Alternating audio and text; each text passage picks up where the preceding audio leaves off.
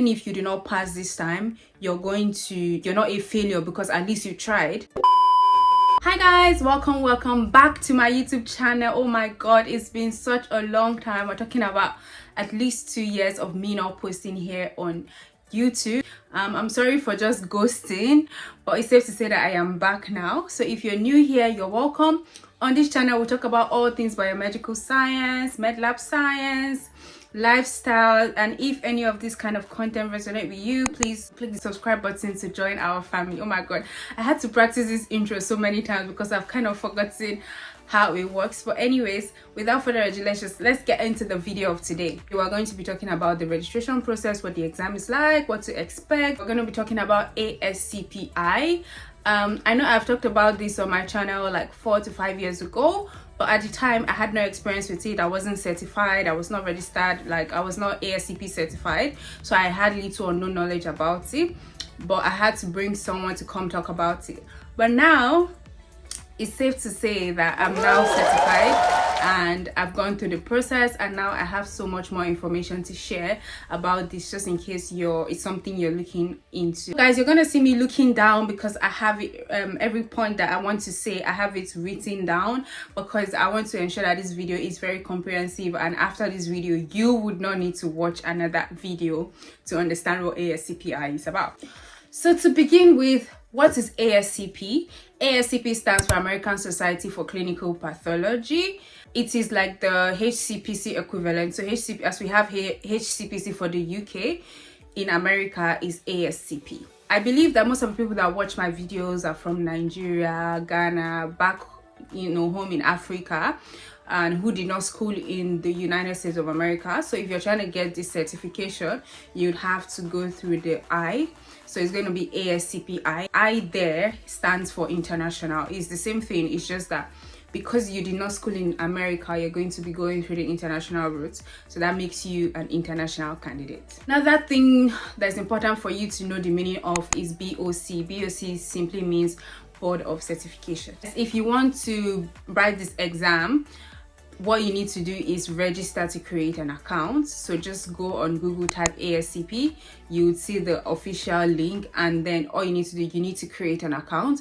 So to create an account, you're going to be needing your name, your surname, your date of birth, your basic credentials, your email address, and then you're going to be able to register.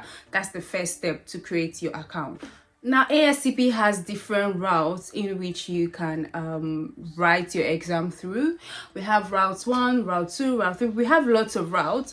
It's very important that you go through their website to be able to understand the different routes. But I believe that most of my viewers are from Nigeria, Ghana, Africa, who studied med lab science and are trying to look for opportunities in the western part of the world. So most likely than not, you're going to have to go through the route 1 means. In case you're not sure of which one you can go through, ASCP on their website has a link to check your eligibility. So what that link does is that when you click the link and open it, there's a place for you to fill out everything about you, like what you studied, your years of experience, things like that, and they're able to determine the best route that goes for you, in case you do not want to go with the general route 1. But the route 1 basically is like a generalist med lab scientist route. When you create your account and they ask you for what your profession is, you have to click med lab scientist generalist, because that's what if you're going through the route that I did, you just click general med lab scientist. To be eligible for that route, you need to have a baccalaureate in med lab science for 5 years. Most likely than not, you have that degree in med lab science from Nigeria or from Ghana, and then you need to have work experience. So they check that you have these 2 requirements by, firstly, for the degree, you need to have a transcript evaluation. So you can use, we have WES, we have EEI, we have loads of transcripts evaluation company. I did not use WES because it's quite it takes a longer time and then it's quite expensive. I used EEI, which took about 2 weeks and was way less expensive than the WES. So you need to prove that you have the right degree through your WES. And then secondly, they need to know that you have adequate work experience. So what it means is that apart from your degree, you need to have done at least your internship. So you know the 1-year internship program we do in Nigeria, you must have completed that. How they know this is that on their website there's a link for you to download a training form, which you're going to have to print and give it to your supervisor. So maybe your supervisor from your internship or your current work experience, you show that you've been trained in all aspects. Your lab manager, your senior has to sign that, and then you upload it back to ASCP. Before you can apply through route 1, you need to firstly have a degree in med lab science, and secondly complete your training program.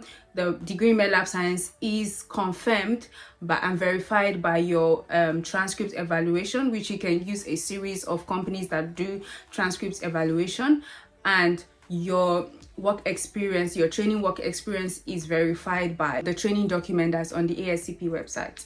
So if you're going for the generalist route, you are going to be tested. Your knowledge is going to be tested based on the following departments: chemistry, clinical chemistry, blood transfusion or immunohematology, hematology, microbiology, molecular biology, lab operations, urinalysis, and body fluids. So these are the parts of med lab science that make up the ASCP exam.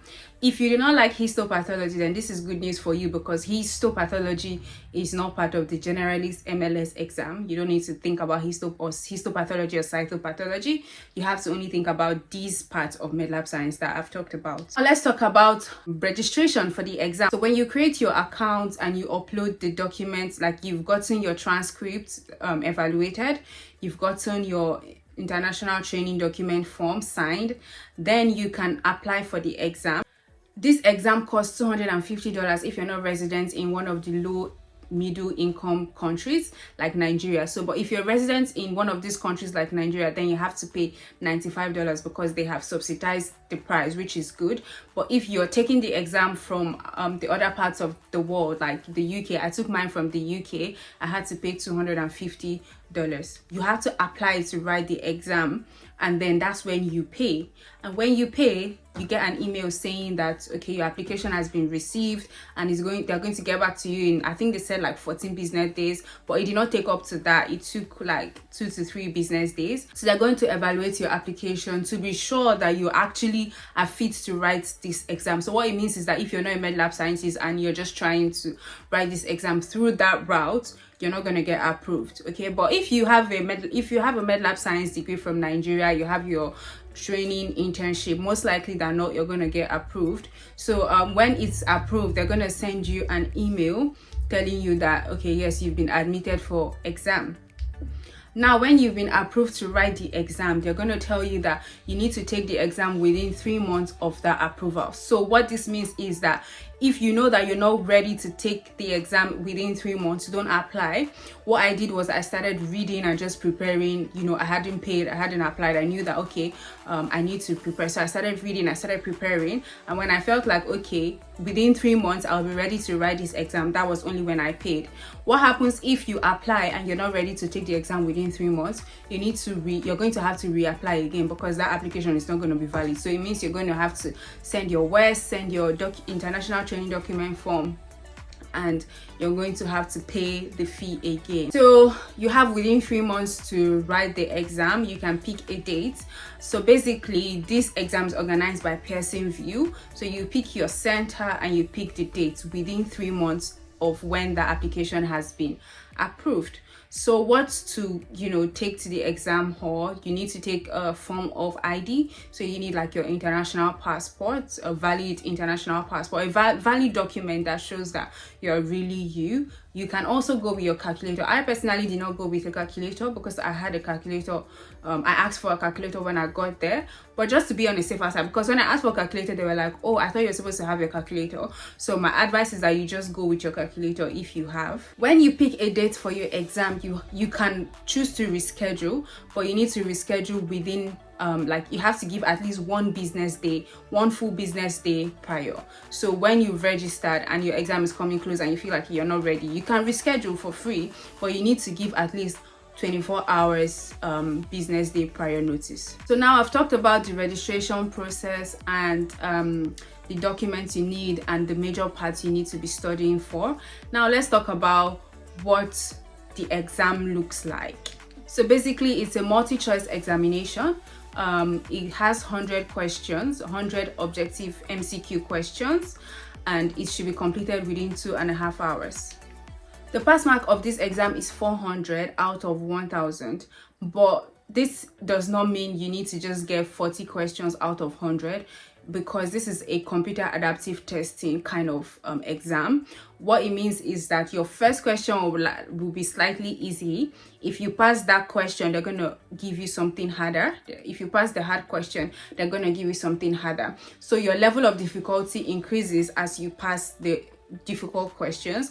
And what is important to know is that each question does not carry the same mark. So the point you're gonna get for getting a very difficult question right is not the same point you're gonna get for getting an easy question right. And then what they do is, you're gonna get an easy question, you move to the next hard question, you move to the next hard question. It keeps getting harder as long as you pass it.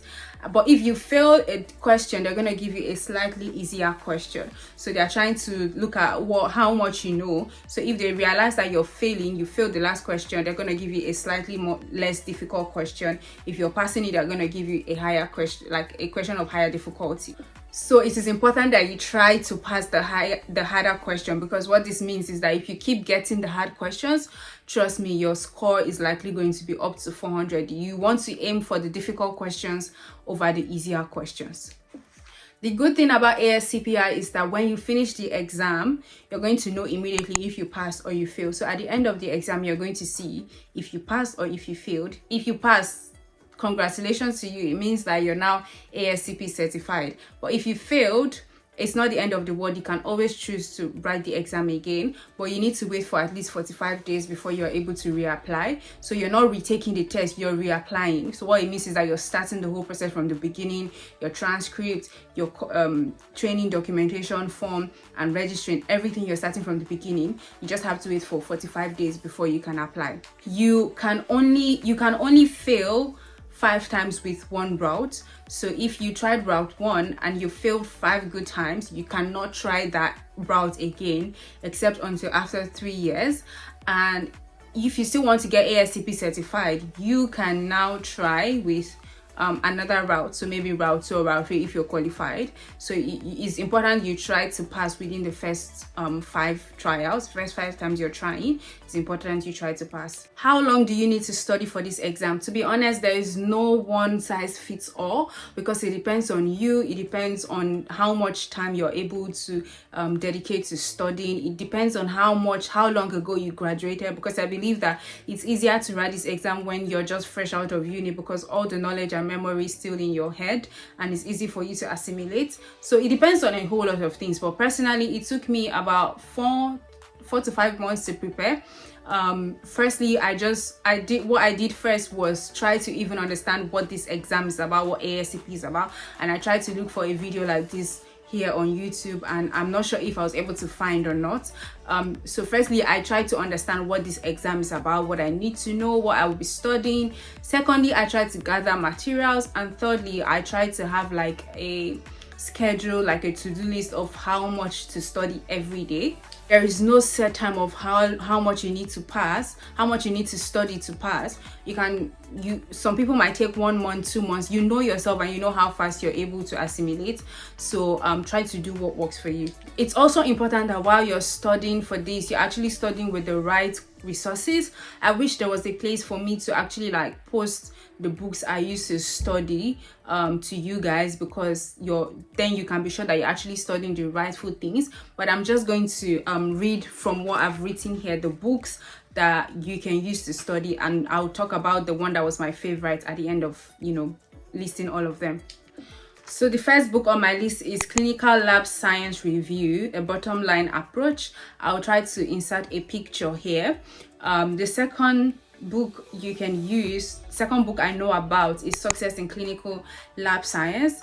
And the third book I know about is BOC Study Guidelines. Personally, I preferred the bottom line approach because it was more like a summary, since I prepared within a short period of time, I only really read that, and if there was anything I did not really understand, because that book was more like a summary or like key points, go to the more like detailed book to try to understand. But personally, it was so much more easier for me to study using the bottom line approach. Another very important material I used to study was the Lab C. Lab C is not free, so I think I paid about $70 ish. I'm not sure.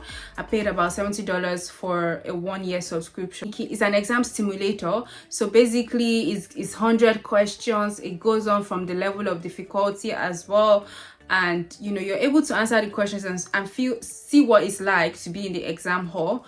Please don't use only Lab C to practice, because more often than not, those questions on Lab C are not going to be repeated in the exam. It's just to make you feel a bit more confident, you know, to know what it's like to have the question before the exam day.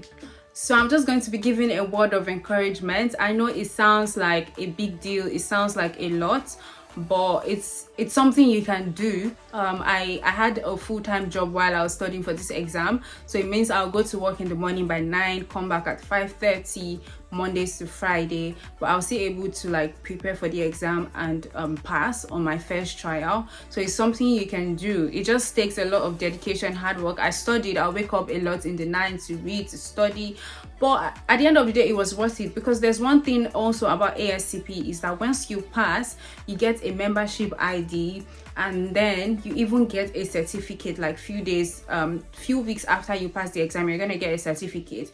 So that certificate, getting the certificate, opening the certificates was such, you know, like a huge win for me. I was so proud of myself when I got my certificate that I am now ASCP certified and stuff like that. So I hope that after you've watched this video, you are able to understand the whole process of application, what you need to know in order to be ASCP certified. And I hope you're able to one day decide to face your fears and go and write this exam. And I hope that if you do, I hope that you pass. If you have any more questions, anything you're not sure about, please tell me in the comments. I'll be waiting for the questions in the comment section. So I'll be giving some tips for the exam day. I know you're gonna be nervous. The day to my exam, I was literally so nervous. You know, I don't think I slept that night. I tried to sleep, but I couldn't even sleep that night. So I know you're gonna be nervous, you're gonna have anxiety, you're gonna be scared, you're gonna be like, what if I don't pass? Especially because you get to know your fate immediately after the exam.